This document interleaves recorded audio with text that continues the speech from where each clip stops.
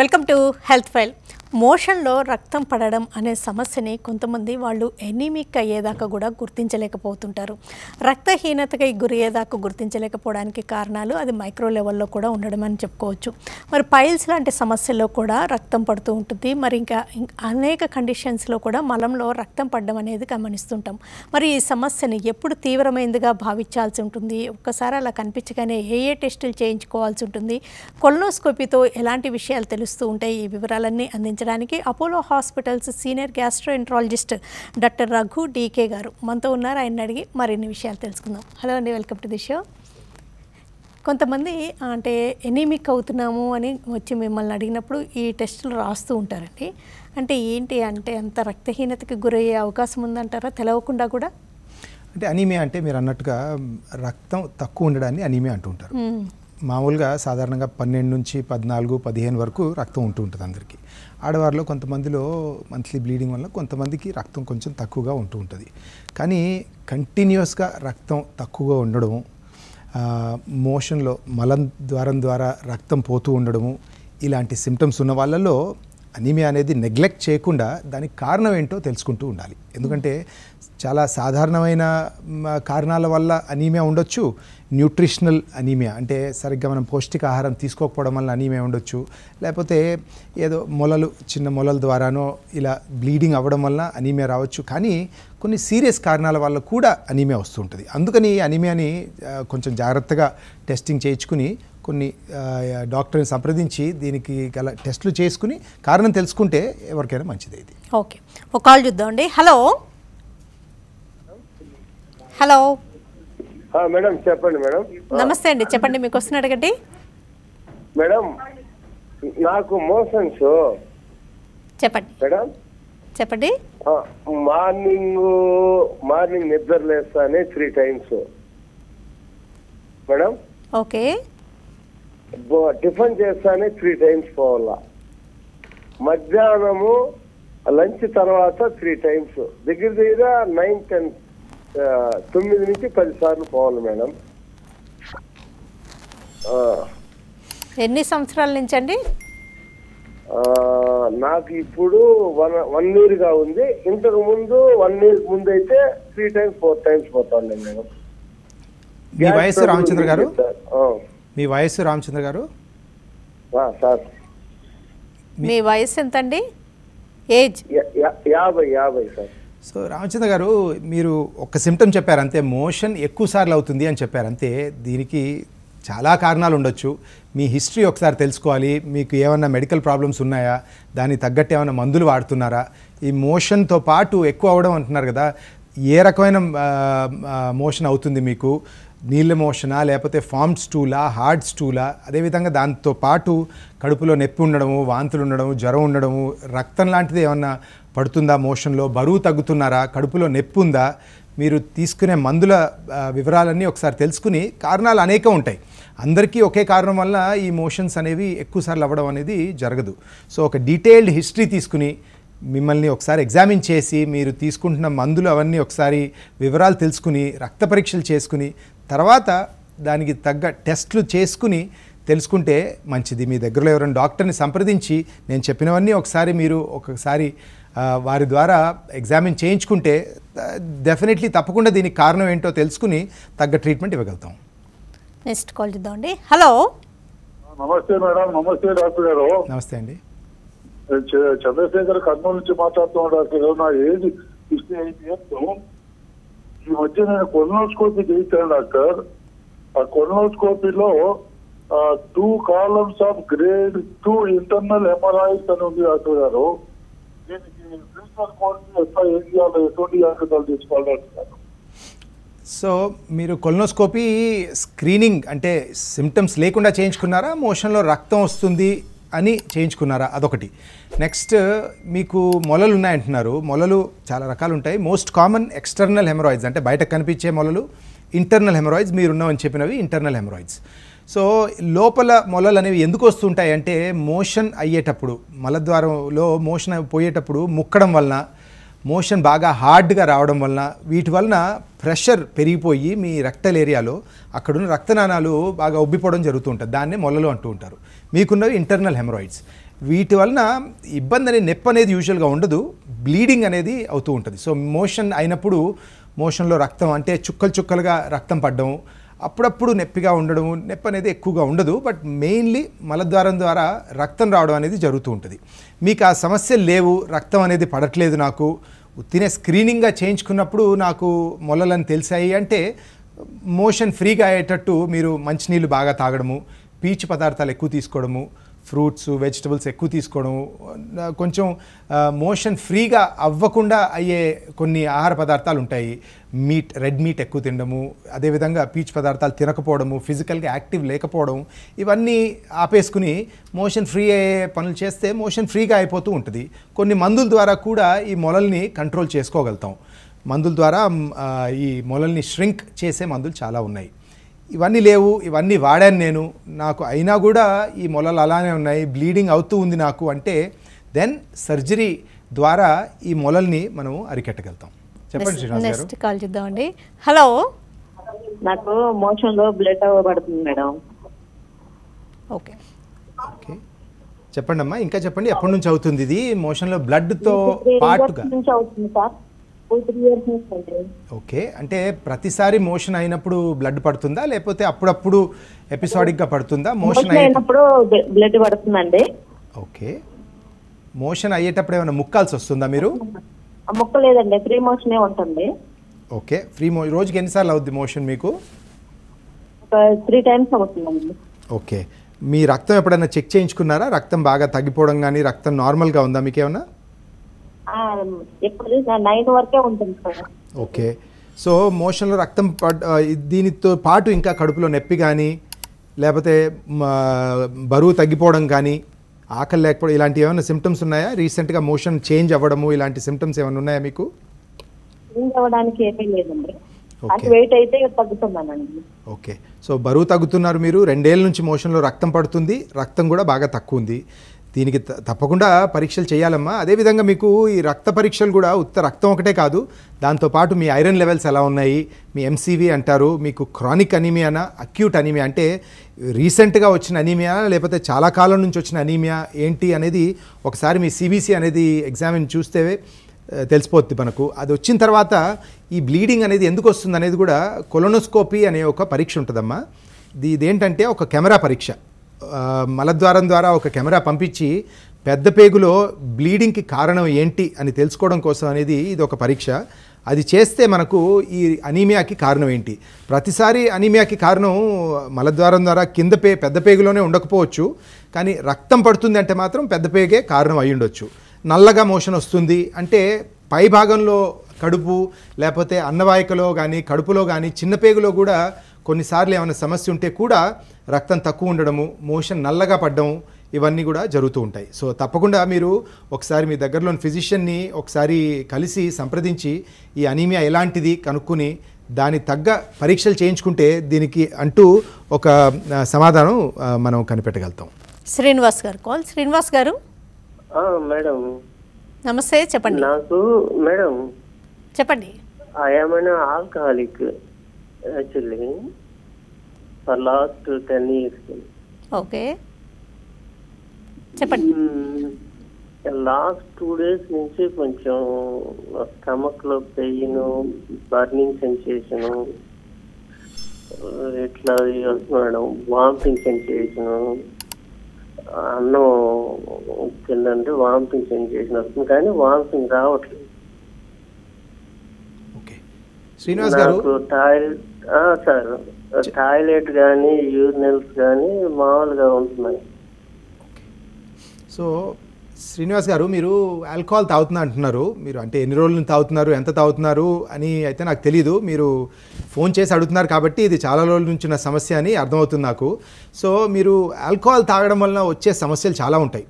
Only ఇప్పుడు మనం మాట్లాడుతుంది మోషన్లో మలద్వారం ద్వారా రక్తం పడడం గురించి, కానీ ఆల్కహాల్ వలన వచ్చే సమస్యలు చాలా ఉంటాయి. అంటే మీకు కడుపులో ఆల్కహాలిక్ గ్యాస్ట్రైటిస్ కానీ లివర్కి ఆల్కహాలిక్ హెపటైటిస్ లాంటివి రావడము, అదేవిధంగా ప్యాంక్రియాస్ క్లోమగ్రంథిలో ఇన్ఫ్లమేషన్ వాపు రావడాన్ని ప్యాంక్రిటైటిస్ అంటూ ఉంటారు, అది రావడం కానీ ఇలాంటివి ఏవో చాలా జరుగుతూ ఉండొచ్చు. మీరు కడుపులో నొప్పి అంటున్నారు, వాంతుల్లాగా ఉందంటున్నారు. సో ఆల్కహాల్ మితిమీరి తాగడం వలన ప్యాంక్రిటైటిస్ అనే ఒక సమస్య కూడా వచ్చి పడుతూ ఉంటుంది. సో అందుకని దానికి కొన్ని రక్త పరీక్షలు చేసి మీ కడుపు ఎగ్జామిన్ చేసి చేసిన తర్వాత మీకు కరెక్ట్గా ఏమవుతుంది ఆల్కహాల్ వల్ల అనేది మనకు ఒకసారి తెలిసిపోద్ది. నా సలహా ప్రకారం ఇమ్మీడియట్గా ఆల్కహాల్ ఆపేసి మీ డాక్టర్ని కలిసి మీరు ఏ సమస్యతో బాధపడుతున్నారో ఒకసారి డెఫినెట్గా కనుక్కోవాలి. ఇది అక్యూట్ ప్రాసెసా, ఇమ్మీడియట్గా రివర్స్ అయ్యేదా, లేకపోతే ఇది మనం ఇంకా serious condition chronic liver disease అని ఒక కండిషన్ ఉంటుంది. అంటే మితిమీరి ఆల్కహాల్ ఏళ్ల తరబడి తాగిన వాళ్ళలో లివర్ అనేది బాగా డ్యామేజ్ అయిపోతుంది. దీనివల్ల కూడా అన్నవాహికలో రక్తనాళాలు బాగా ఉబ్బిపోయి అవి వాంతులైనప్పుడు చిట్లిపోయి బ్లడ్ వామిటింగ్స్ అవ్వడము, మోషన్లో నల్లగా రావడము, ఇవన్నీ కూడా జరుగుతూ ఉంటాయి. సో ఆ సమస్య రాకుండా మీరు ముందుగానే దీన్ని పరీక్ష చేయించుకుంటే దీని అన్నింటినీ మనము రివర్స్ చేయగలుగుతాం.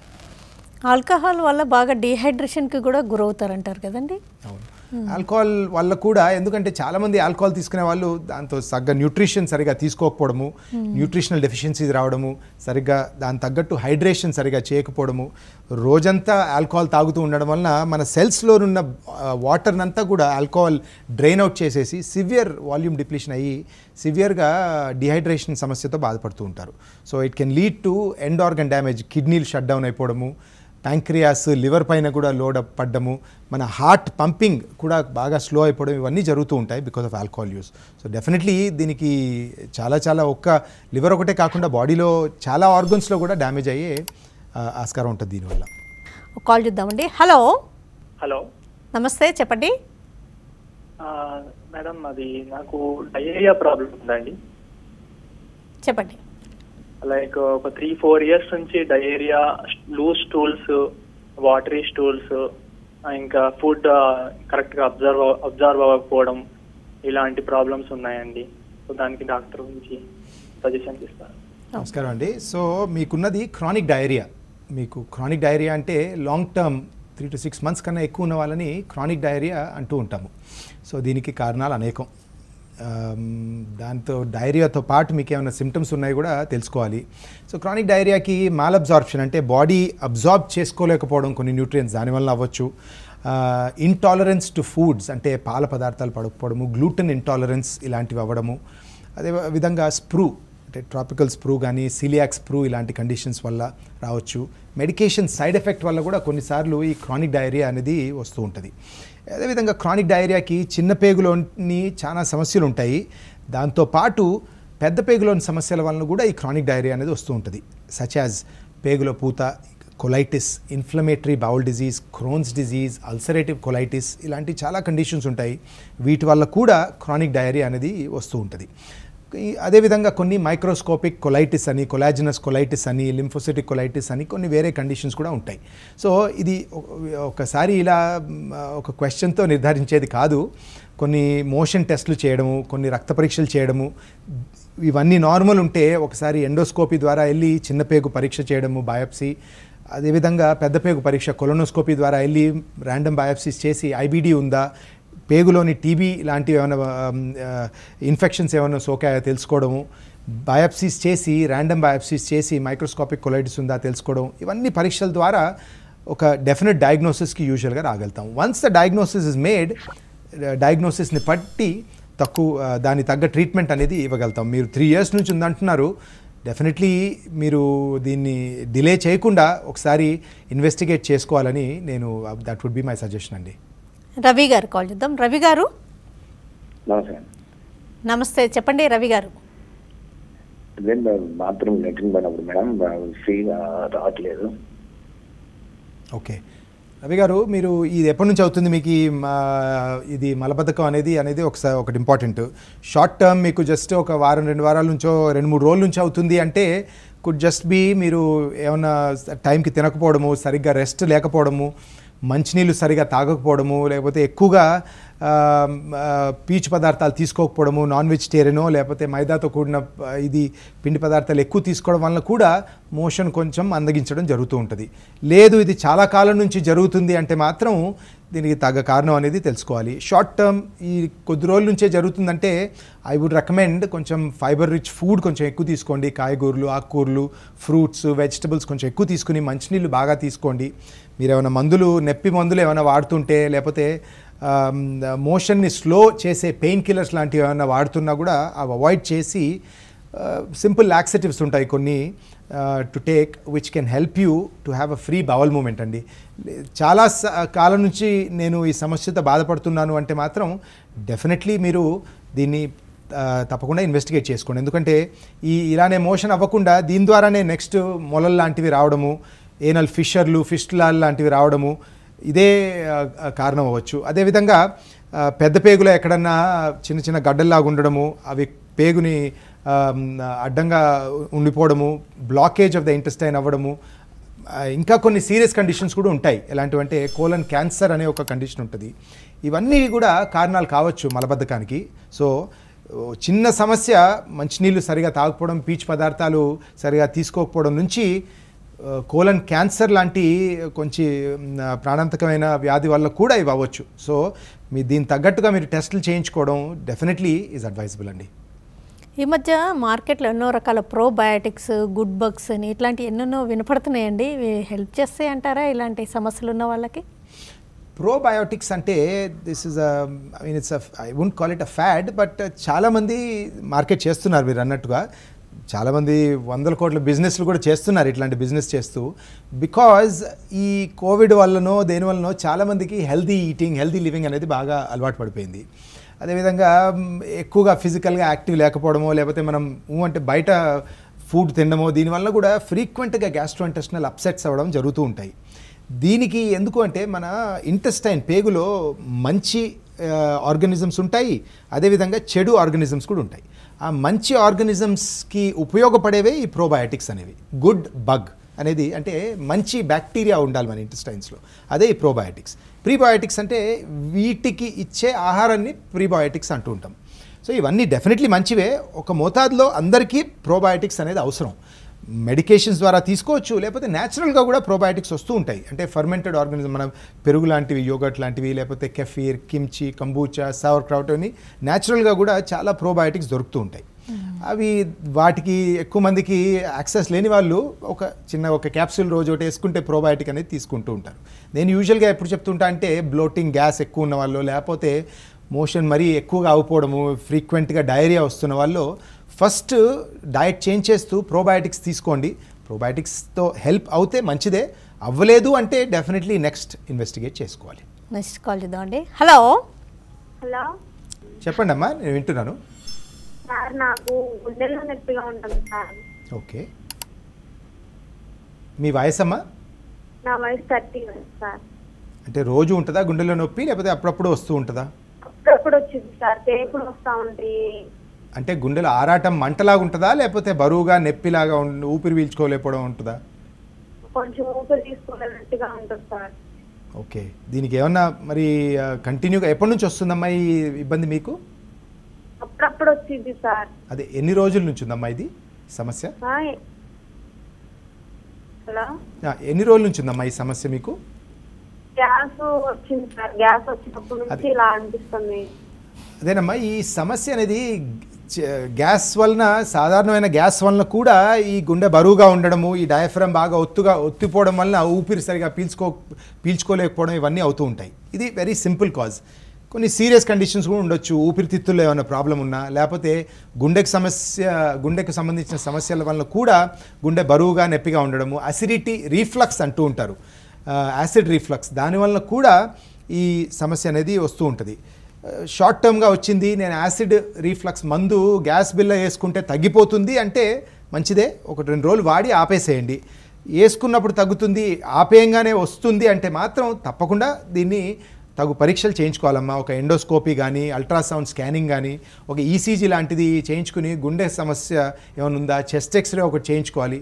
ఇవన్నీ చేయించుకుని సింపుల్గా 1-2 రోజులు ఉన్నదైతే వదిలేసేయండి అమ్మా. లేదు కంటిన్యూస్గా ఉంటుంది అంటే మాత్రం తగు పరీక్షలు చేయించుకోండి అమ్మా. మీరు ఎవరికైనా మలంలో రక్తం పడింది అనగానే ఎవరికి వాళ్ళు వేడి చేసింది, ఏదైనా ఫుడ్ పడలేదు అనుకోకుండా ఎలాంటి టెస్టులు చేయించుకుంటే బెటర్ అంటారు?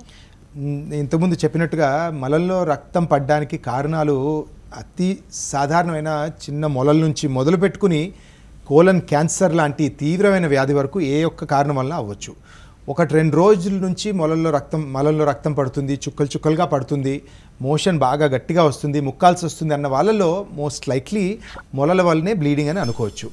చాలా కాలం నుంచి నడుస్తుంది, నెలలు ఏళ్ల తరబడి అవుతుంది, బాగా బరువు తగ్గిపోతున్నాను, కడుపులో నొప్పి ఉంది, మోషన్ ఫ్రీగా రావట్లేదు, మోషన్ టెక్స్చర్ కానీ మోషన్ ఫామ్ మారిపోయింది, పెన్సిల్ థిన్ మోషన్ అంటుంటారు, ఇలాంటివి అవుతున్నాయి, ఫ్యామిలీలో కోలన్ క్యాన్సర్ లాంటివి ఉన్నాయి అంటే మాత్రం కొంచెం సీరియస్ వ్యాధి గురించి మనము ఇన్వెస్టిగేట్ చేసుకోవాలి. కొలనోస్కోపీ కానీ, కొన్ని రక్త పరీక్షలు కానీ, అల్ట్రాసౌండ్, సిటీ స్కాన్ లాంటి కొన్ని పరీక్షలు చేయించుకోవాలి. సింపుల్ మొలల వలన వచ్చిన వాటికైతే నేను ముందుగా చెప్పినట్టుగా డయట్లో చేంజెస్ కొన్ని చేసుకోవాలి. మంచినీళ్ళు బాగా తాగుతూ ఫైబర్ రిచ్ ఫుడ్ సరిగా తీసుకుంటూ ఉండాలి, తగినంత రెస్ట్ తీసుకుంటూ ఉండాలి. ఎందుకంటే రెస్ట్ లేనప్పుడు కూడా డిహైడ్రేషన్ ఇలాంటివి సెటిన్ అవ్వడము, సరిగ్గా టైంకి తినకపోవడము, ఫిజికల్గా యాక్టివ్ లేకపోవడము, ఇలాంటి చేయని వాళ్ళలో కూడా ఈ మలబద్ధకం వచ్చి మొలలు వస్తూ ఉంటాయి. అదేవిధంగా మలద్వారం దగ్గర మొలలు ఒకటే కాకుండా ఏనల్ ఫిషర్ అనే ఒక కండిషన్ వస్తూ ఉంటుంది, ఒక చిన్న కట్లాగా రావడము, ఫిస్టులా అనే ఒక కండిషన్ వస్తూ ఉంటుంది. వీటి వల్ల కూడా బ్లీడింగ్ అనేది అవుతుంటుంది. మొలలు కొంచెం సాధారణమైనవి, ఫిషర్ అండ్ ఫిస్టులా కొంచెం ఆ step ahead which can also cause bleeding అండి. ఓకేనండి డాక్టర్ రఘు డికే గారు, మలం నుంచి రక్తం కనిపించడం అనేది ఎలాంటి సమస్య, ఎప్పుడు తీవ్రమైన సమస్యగా భావించాల్సి ఉంటుంది, కొలనోస్కోపీ లాంటి టెస్టులు ఎప్పుడు అవసరము, నెగ్లెక్ట్ చేసే కొద్ది తలెత్తే కాంప్లికేషన్స్ అంటే ఒకవేళ క్యాన్సర్స్ లాంటి వాటి అయితే ఆ లక్షణాలు ఎలాంటివి ఉంటాయి, ఈ వివరాలన్నీ తెలియజేసినందుకు థ్యాంక్స్ లాంటి. ఇది వాళ్ళ health file. Keep watching TV5.